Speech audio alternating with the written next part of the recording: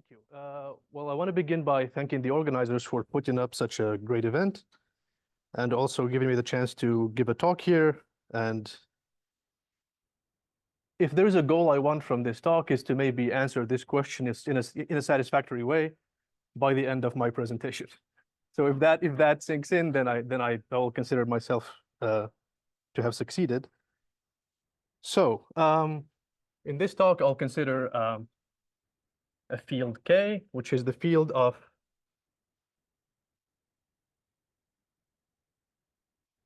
generalized Puiseux series, and I'll say what I mean by this.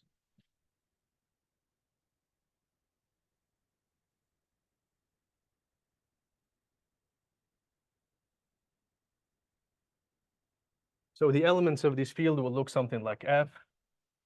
That's a formal sum like this, and I'm always nervous when I'm summing over the reals, so I have to add the fact that the support of F, which is defined as the real numbers where the coefficient is non-zero, is either a finite set or has infinity as its only accumulation point.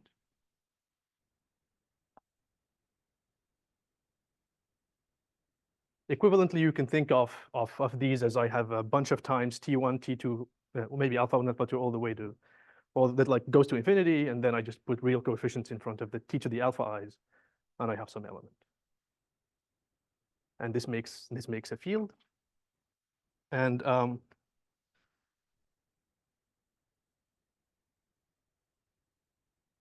so I'll fix some positive integer n and some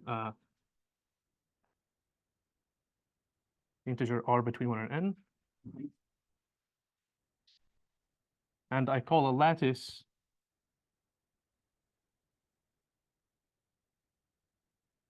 L in k to the n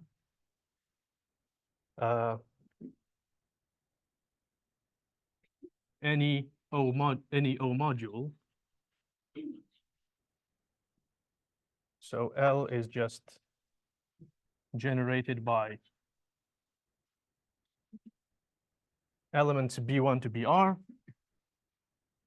These are elements in my vector space k to the n over the valuation ring.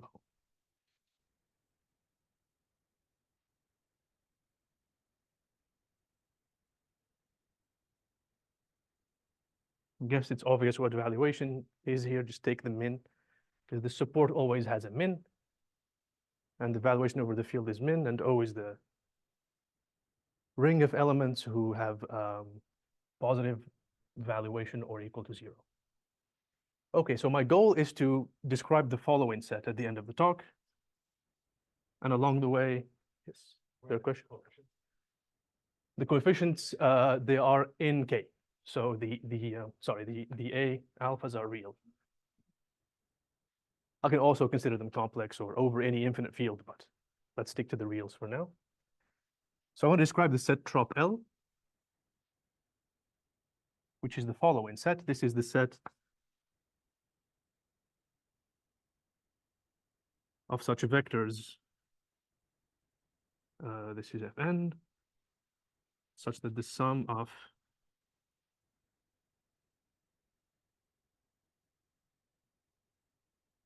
Fi Ei is in L, and the E1, E2 is just the standard basis of Kn.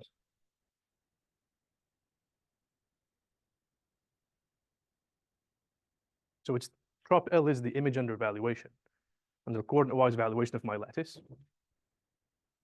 And the goal is to, my goal at the end of the talk is to describe how to compute this. And along the way, say some things that one can do with it. And here I'll give maybe a couple of examples to see what this thing might look like. And I think you can already guess.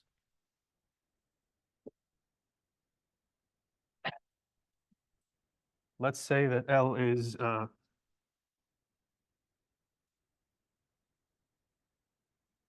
column span over the valuation ring of the following matrix, like 1, 1, 0t. Then trop L would be something of the form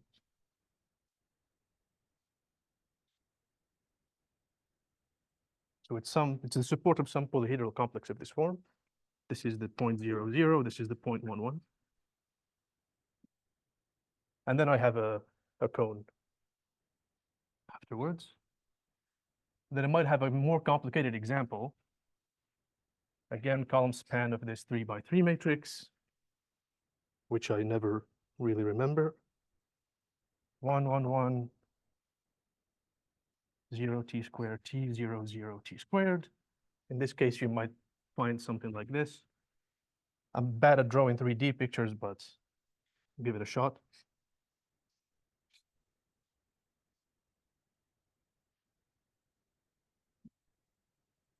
So I have I have an edge. I have a bunch of two-dimensional pieces. Yes. This vertex is 1, 1, 1. This is 2, 2, 1. This one is 3, 3, 2. Yes.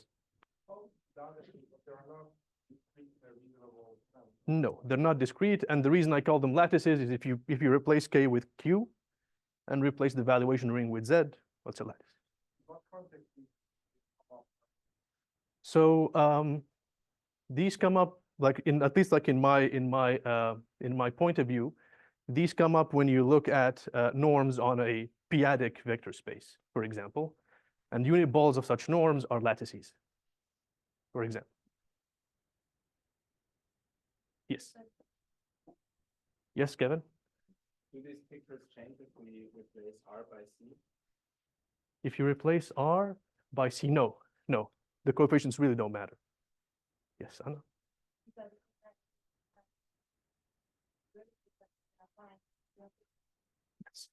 In this case, I'm a little bit scared of saying building because I have a weirdly valued field. But if I have a local field or p-adics for example, then yes. Then lattices with full rank up to homotopy are exactly the points of my building. Yes, I do. I was about to say, so I have one edge, 3 two-dimensional polyhedra, and then I have an orthant that like sticks out of this point and just continues to infinity.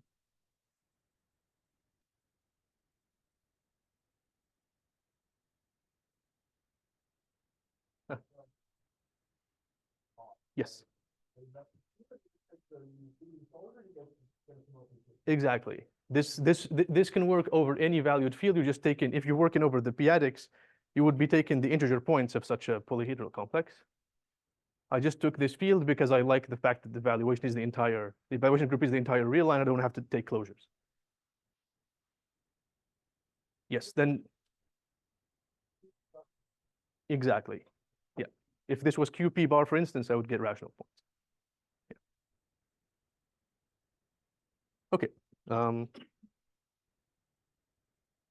Okay, so as I said, the goal is to figure out how to compute this.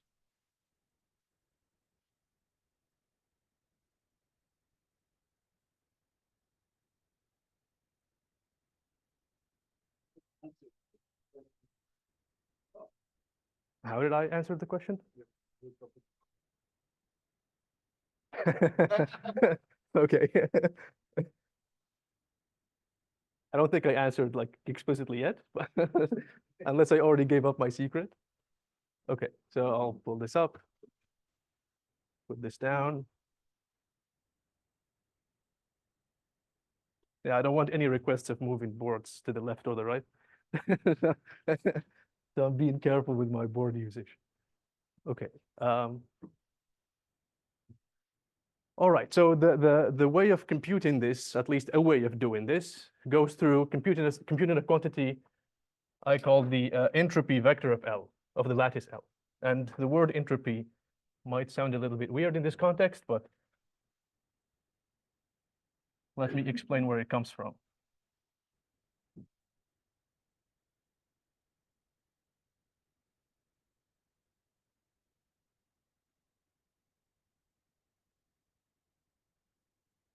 Okay, here I have to talk a little bit about where this comes from. This is originated by looking at p-adic Gaussian distributions.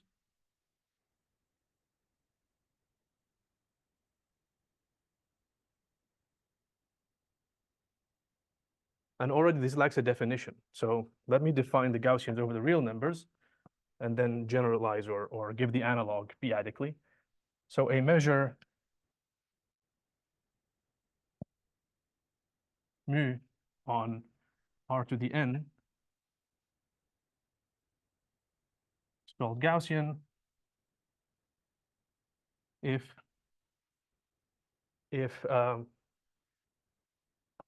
whenever I have a function like this, well, let me write the condition first and then say what I mean.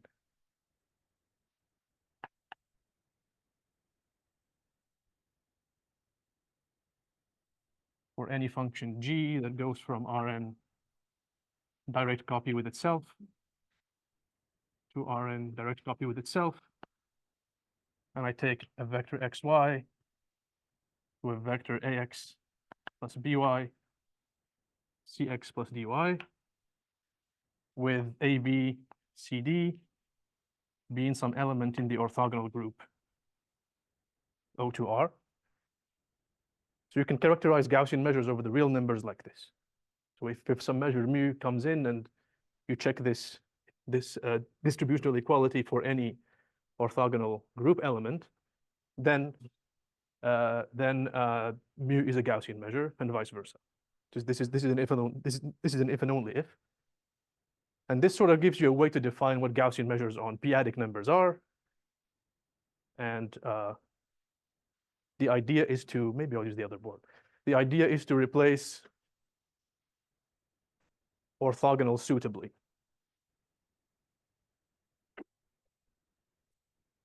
Okay.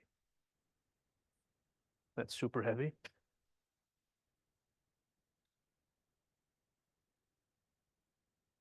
All right, so this is the definition for p-adic Gaussians.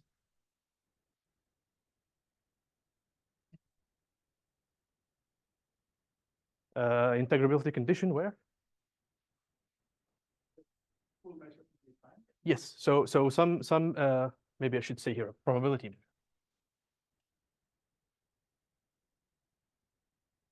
Good point, yes. Okay, so for p-adic Gaussians, I'm not really gonna write a definition, I'm just gonna say what to replace with what. Replace Rn with Qp to the n and replace O2 with GL2 ZP, because this is the orthogonal group over the p-adic numbers if you define the orthogonal group to be the set of linear transformations that preserve a norm. And the norm I'm talking about here is this specific norm, which really doesn't matter what norm you choose, but we can choose this one, for instance. That's the norm I choose on Qp to the n. Okay, well, this is not really such a nice characterization. There's nothing explicit there, but a theorem of Evans tells you exactly what those are.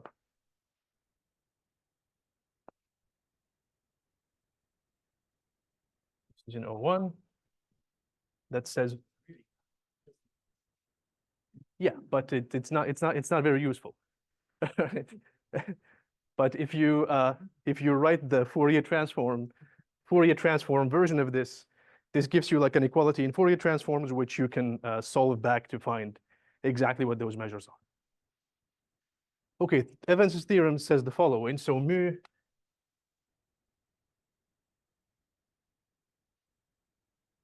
is Gaussian if and only if there exists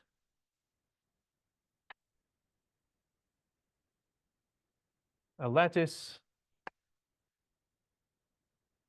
in Qp to the n such that the measure basically is are you in the lattice? And if you are, then it's the uniform. And dx here is any, so dx is any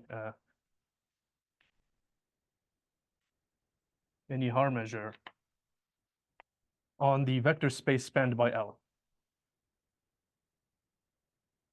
ZP here and QP there. So basically, if you want a Gaussian, just choose a lattice, anything in QPN, and take the normalized Haar measure that has support in that lattice. And this is an if and only if. Okay, now we sort of see where lattices come in.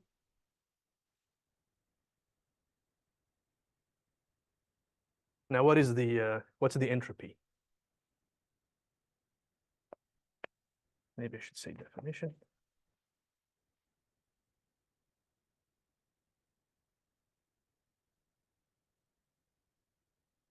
So here, and it's actually in this case an actual entropy because there is a Gaussian measure behind it. For the field I defined at first in the beginning, so for this field, I can still define the entropy, but it's not really an entropy because there's no measure on this space that I can reasonably define. Okay, so for any subset I from 1 to subset I of 1 to n, I define the following quantity. So H sub I of L. By definition, this is the min across all the possible subsets J with the same size as I. And then I take the valuation of the determinant of the matrix BI cross J. And here I'll recall that L is some column span over ZP of some matrix B, and B is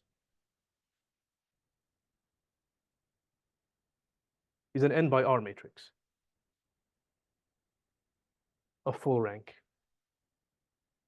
Okay, in the case where, for example, in the case where R is like strictly less than n, and I have no subsets J that actually, there's no subsets I that would make this like a square, then I set this to infinity. Or if the set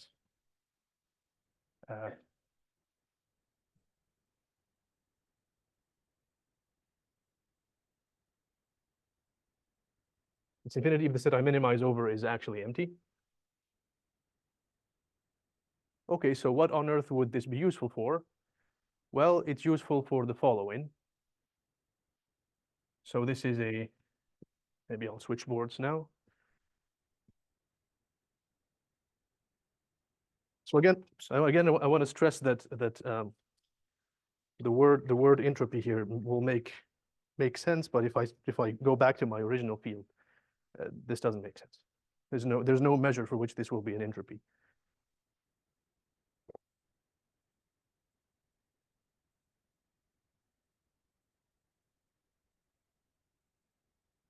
And at the end, the goal is that these quantities, these HIFL, will be the quantities which actually give us access to the tropicalization of the lattice.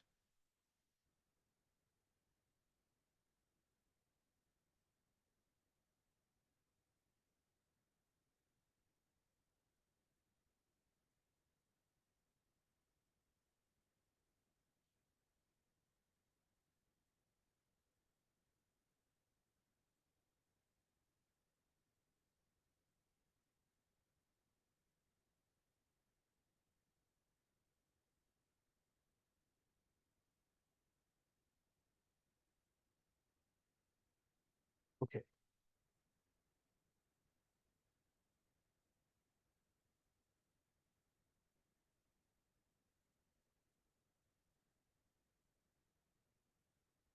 Yes. Yes, yes, that's a exactly. Up and down are fine. Left and right are not fine. Okay, so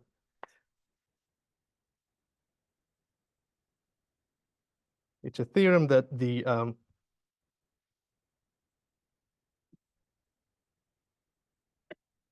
entropy HIL is a supermodular function.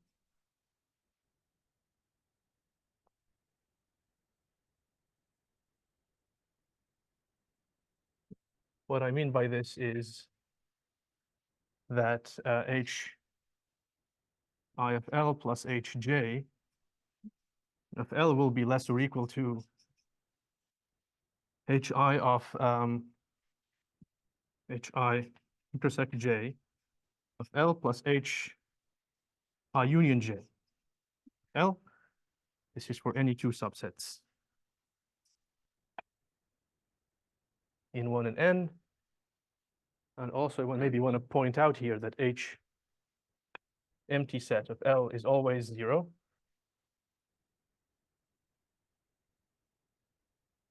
This is the first point. The second point is that the push forward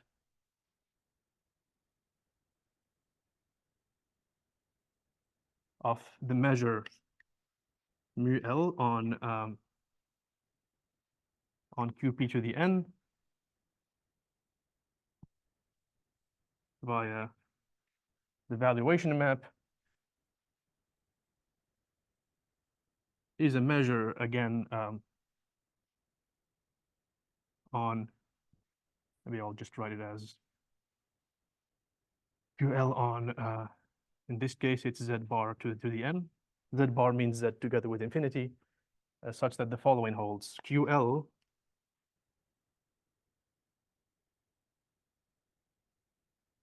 so this by this notation, I mean all the integers whose coordinates are bigger or equal to the coordinates of V.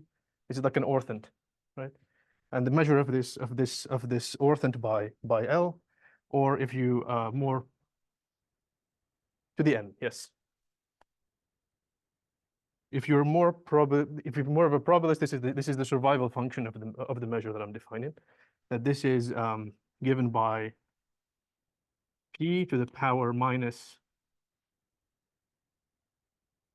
some phi L of V, and phi L of V is the max across all the i's of sum over I in I of Vi minus HIL.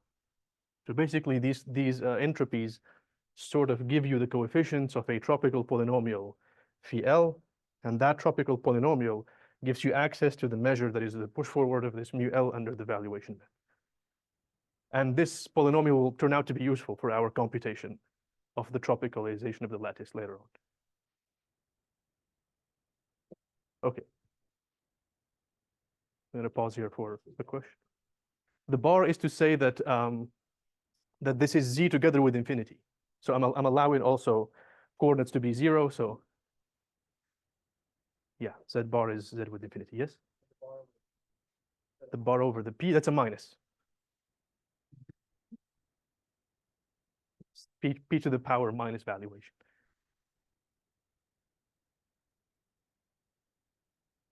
Okay. All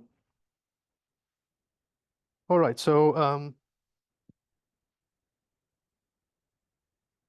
what's next?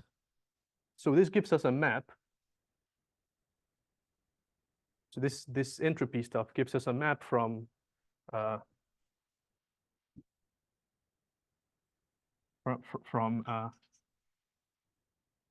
let's say n by n matrices with entries in QP, but actually it's entries in any valued field, in particular the field K of generalized Puiseux series, modulo the action of GLN over the valuation ring, and takes you to this cone.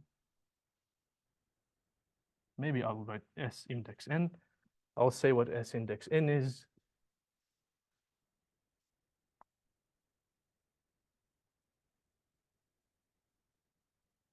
modular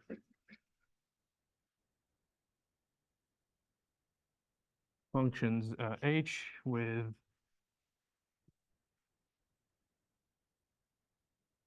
h of the empty set equals 0. If I just look at full rank lattices, I'm looking at a map from the quotient of GLNK by GLNO to this cone of supermodular functions. And the image is in general quite hard to compute. In dimension 3, this looks something like the following. So in n equals 3,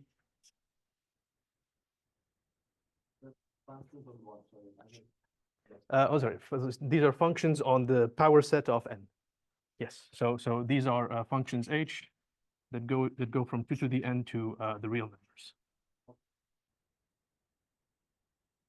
Yes, okay, so an example is that the image of h in when n equals 3 looks like, so the supermodular cone Sn is something of dimension 7, because I had this condition here. So 8 minus 1, that's 7. And the image of h is has dimension, maybe I should say this in general, so the dimension of the image of this map is n plus 1 choose 2. This is something we can show. So the image in dimension 3 has, in the case n equals 3, has dimension 6. But this cone has a linearity space of dimension 4. If you quotient it out, this cone will be something of dimension 3, and this image will be something of dimension 2 that sits inside it. And the cone looks like a bipyramid.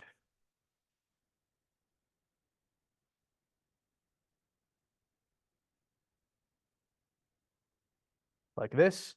And the image sits inside this cone as follows. Maybe I'll have colored chalk. So a triangle is this one, another triangle is this one, and there's a maybe I drew this in a bit of a bad way, but another triangle is this one. And they all share this middle edge that like pierces through the interior of the bipyramid. So it's a fan. It's in general a fan of dimension n plus 1 choose 2. So this is the image is actually a lot smaller than the full cone, and it's quite difficult to compute. So this image is something that I would call the set of tropical positive semi-definite matrices. So I'm tropicalizing the PSD cone in a way.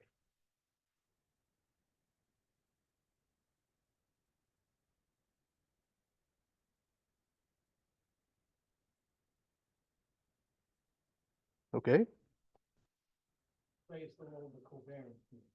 Yes. Yeah. So like generally, if you have a non-degenerate Gaussian in some Euclidean space that's centered, then this comes with with an invertible covariance matrix. It's a positive semi-definite matrix, and that plays the role of that tropically.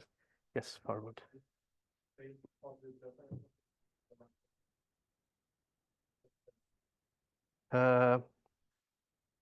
The answer is in between. So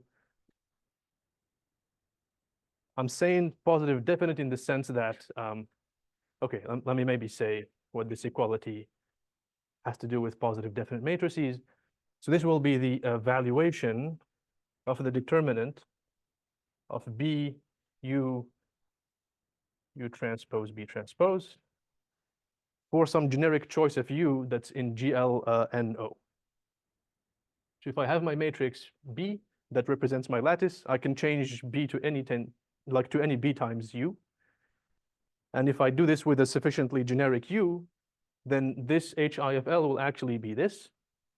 This is a symmetric matrix, and I'm selecting I cross I this time.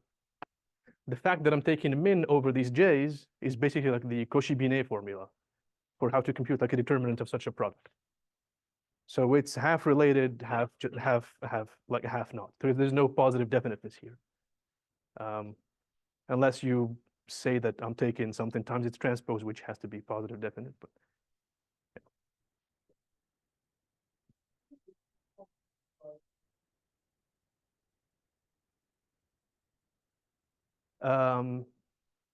you always lose information when you tropicalize a lattice like this. In the building. This is the basic for every single apartment. Uh-huh. When you do it for every single apartment, do you have more data, or does the function determine the tropicalization? If you know how to tropicalize with respect to the standard basis, you know how to do it for any basis. Yeah, Then if you, but this is the same data, sort of, right? So like pick a different basis, do you know what the function is? yes. Okay. So the function h just amounts to like a multiplying the b by some invertible matrix on the right. Yes. So you can always compute, like if you have some different bases, you can always compute this. But I think your question is like, if I have all such data, do I recover the lattice? You lose less information for sure, because I might have a diagonal lattice with respect to some basis, but it's now with respect to a different basis. So if I have if I have this entropy with respect to the different basis, I sort of recover what that lattice looks like with respect to the second basis you chose. Yes. Yes, but maybe not enough to recover the entire lattice. Yeah.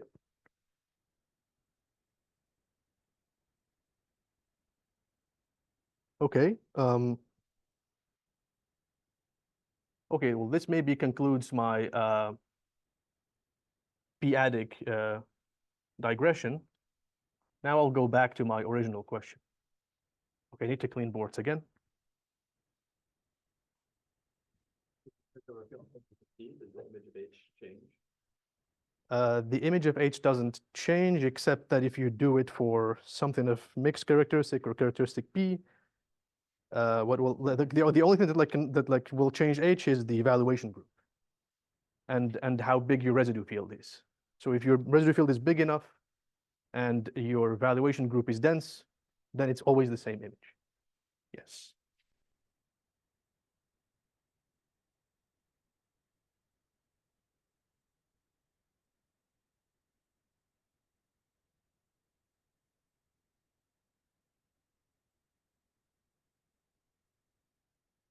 Oops. Maybe it was a bad idea to erase this one, but too late.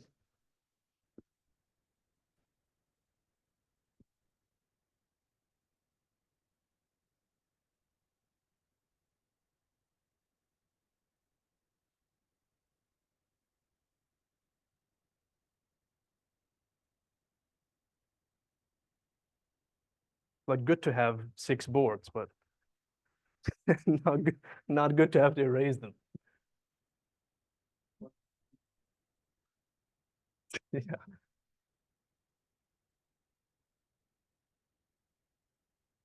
This is like a workout.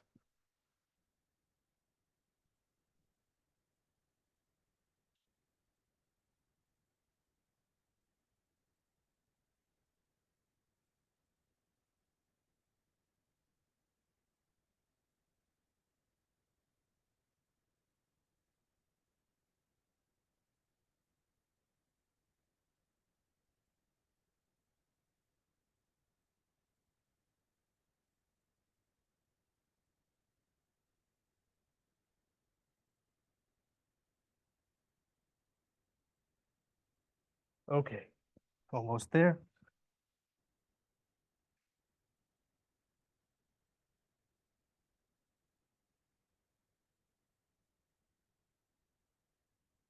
All right, so back to trop L and how to compute trop L. So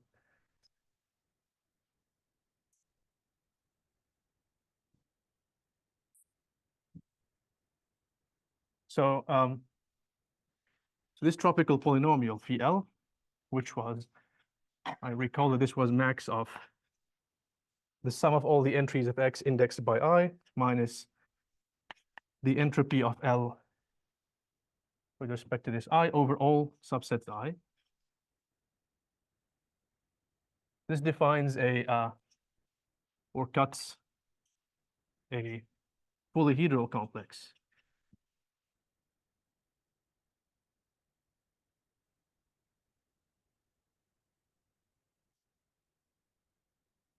kappa L in R to the n. And cuts here, by cuts here, I mean you look at the regions of linearity of this polynomial. So these are polyhedra, and the subdivision of R to the n by these polyhedra just defines a polyhedral complex. You look at all the intersections of the closures of these polyhedra and so on. So you get some polyhedral complex. Okay?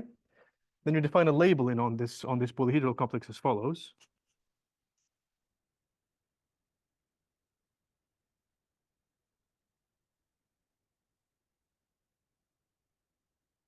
So the labeling goes from the cells in kappa L to the power set of 1 to n, and you assign a big cell, so this is a maximal cell. You assign to it the subset such that the tropical polynomial phi L restricted to the interior of sigma is just x sub I minus hi. So you label it by the monomial that beats everyone else there.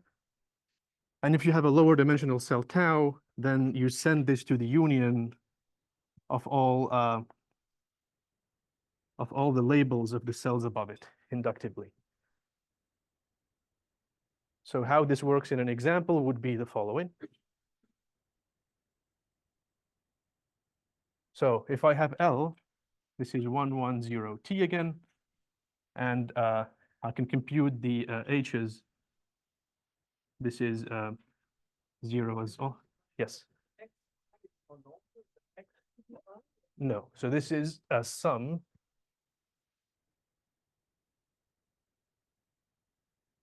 X sub I.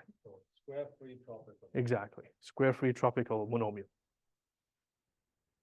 Yes, okay, so H sub T set is 0, H1 is 0 as well, H2 is 0, and H1, 2, that's 1 because the determinant of this is T and the valuation is 1. So so phi L would have this hypersurface. This is the 0, 0 point, this is the 1, 1 point. And this will be labeled empty set because that's where the 0 beats everyone else.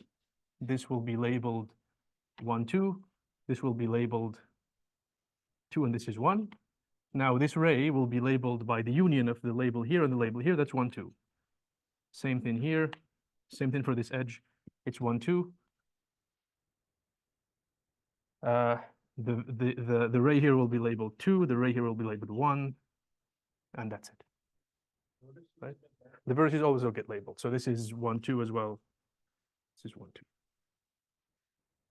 So you define a labeling inductively like this, and then you take the subcomplex or the complex sigma L. These are all the cells in kappa L which have like the biggest label. So the label of sigma is exactly the set n. And the theorem says the following. Maybe I'll go here instead.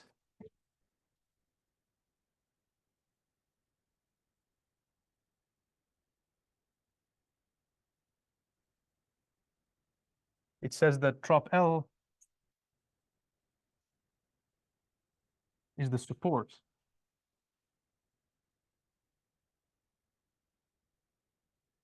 of this polyhedral complex sigma L. By which I mean if I look at this example, I look at sigma L, it will look like this. So I have this edge and this two-dimensional cone, and that's the image of L and the tropicalization and the taken coordinate-wise valuation. And this works in general.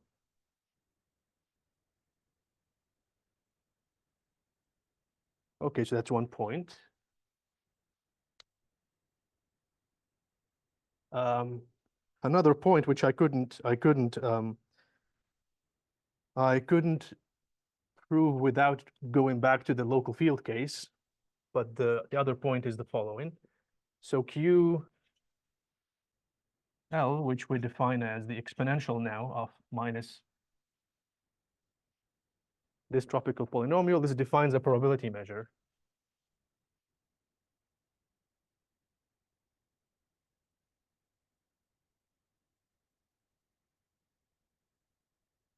On R to the n. And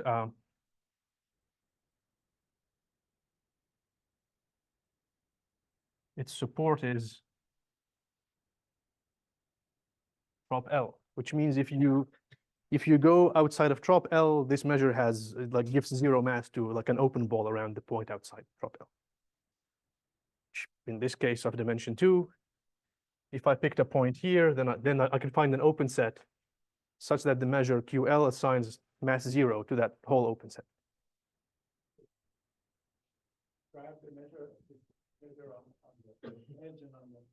Yes, I can describe it, and I'll give an example that's a bit more sophisticated than this. Well, a bit more complicated than that, but not too much. So an example is coming.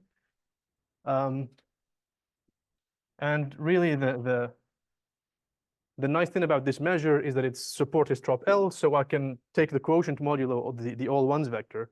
So the projection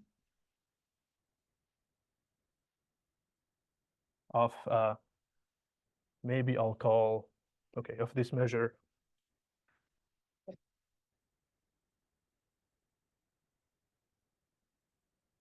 onto R to the n modulo the all ones vector is a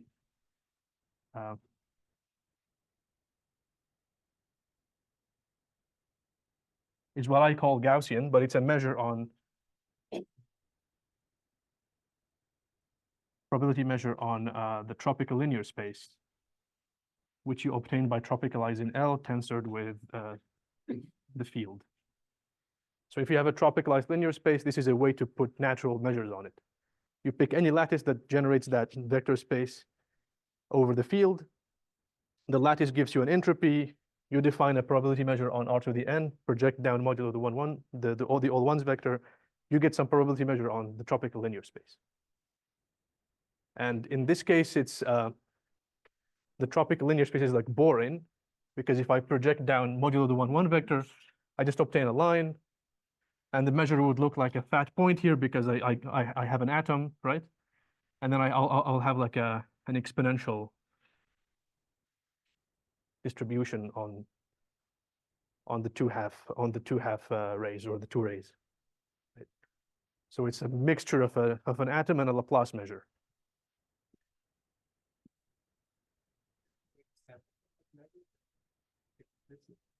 Not that I know of yet. Yes, but that shouldn't be so bad, I think. Yeah. So if you can sample points in the lattice, in the tropicalization of the lattice, then just project as Dan said, and you get and if you sample from the measure it came from in the lattice, then you can sample from this measure. But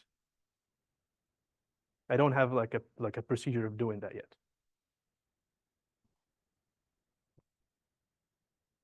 Okay. So now I want to give a few examples as promised of what on earth these measures can look like. Okay, so examples. So in the case L is the standard lattice O to the 3. Okay, 3 trop L would look like an orthant.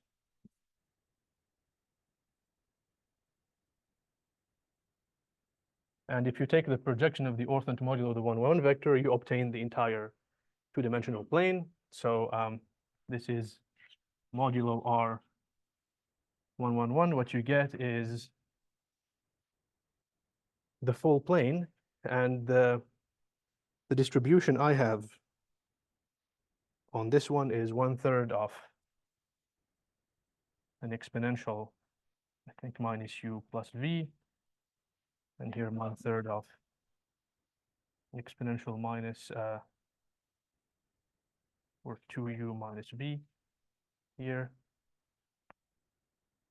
And here it's 1/3 of s exponential minus 2v plus u. Yes, without the parentheses. And here I'm giving the density of the measure. So the measure is actually completely continuous with respect to the Lebesgue measure on the plane, but the density is this. And it turns out that the density here looks like 1/3 exponential of minus some tropical distance. So there's a tropical distance on the tropical plane, and this density looks like an exponential of minus that distance times a normalizing factor.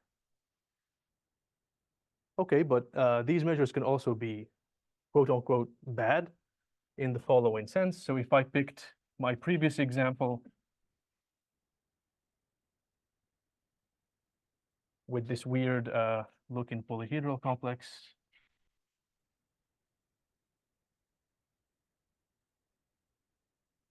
then the projection onto the plane would look something like this.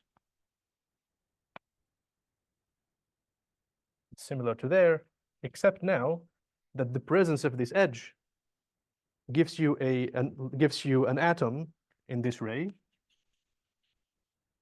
The presence of these two-dimensional polyhedra put positive mass on the rays. And then whatever the cone has, like whatever the orthant has left, is spread out onto the plane.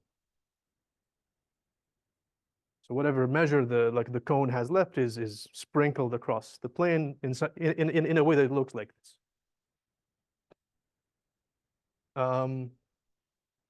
Okay, so now what happens if I take the power of t here to infinity?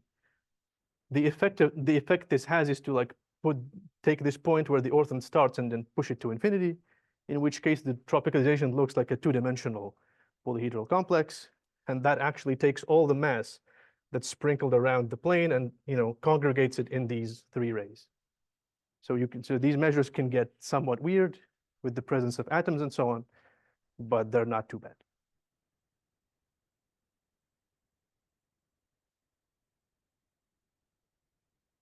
Okay, so I want to say a few words about why I couldn't get around using local fields to prove the fact that this is a probability measure.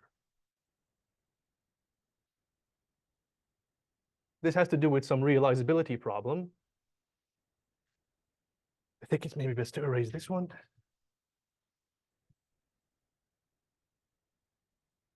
So normally you can take any entropy vector h, take it to be like any function, any function on the power set of 1n, and you can cook up an exponential looking function q, but that will not necessarily give you a probability measure. And the reason is if you try to compute the measure of a box in the space, this will not be always positive or non-negative. The function will still be nice and continuous and so on, but it only gives you a signed measure. To guarantee that you have a probability measure, or like a positive measure, you need to take something that came from a lattice. But I suspect that you can actually work with any supermodular function, but I don't have a proof for that. So let me say a few words of why this gets complicated, why proving a certain inequality complicates things.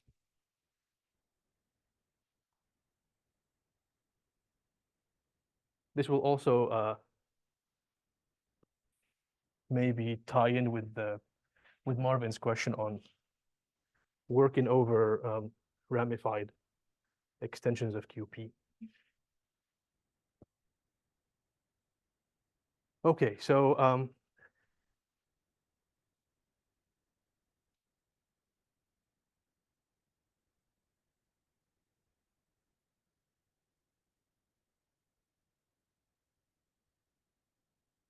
I think now I answered my promised. I give the promised answer to the question I wrote in the title. So I got there, but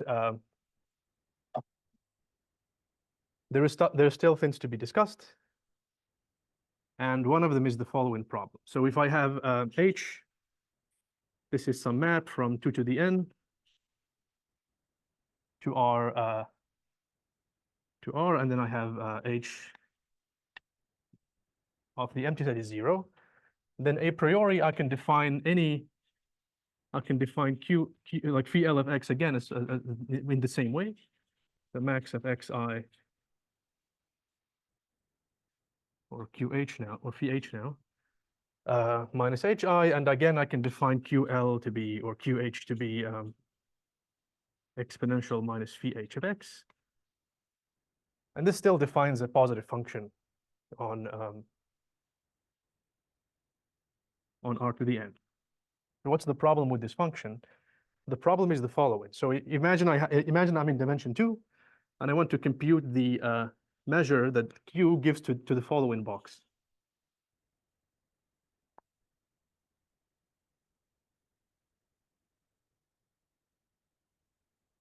Then what I would be doing is, this is some U, this is some vector V, and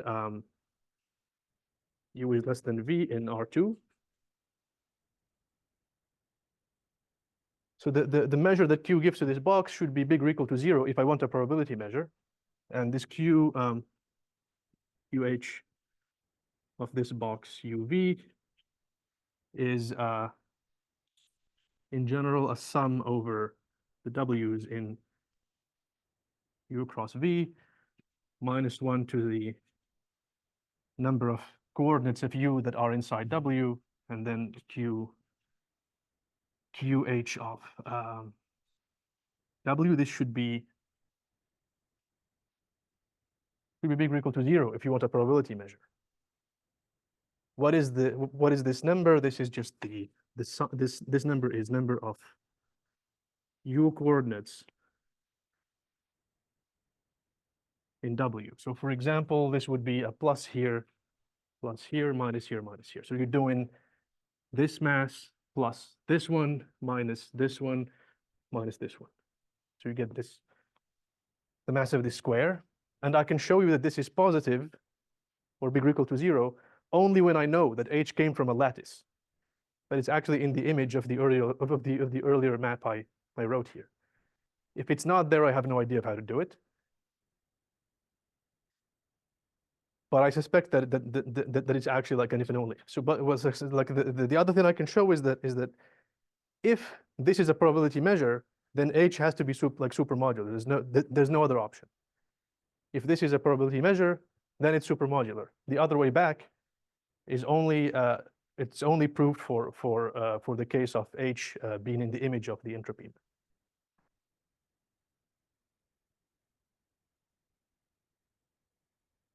So this again looks like a realizability of Gaussian's problem. So if I have if I know that supermodular functions give me distributions, then something is realizable if and only if it's in the image of H.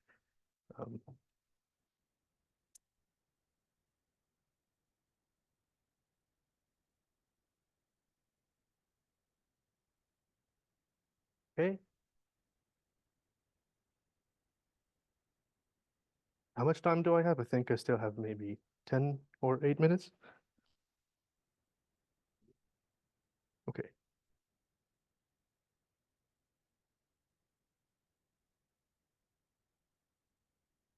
I'm trying to decide whether I should go further, but I probably won't have enough time to tackle what I want to tackle. But okay. In this case, I'll just end here and take questions.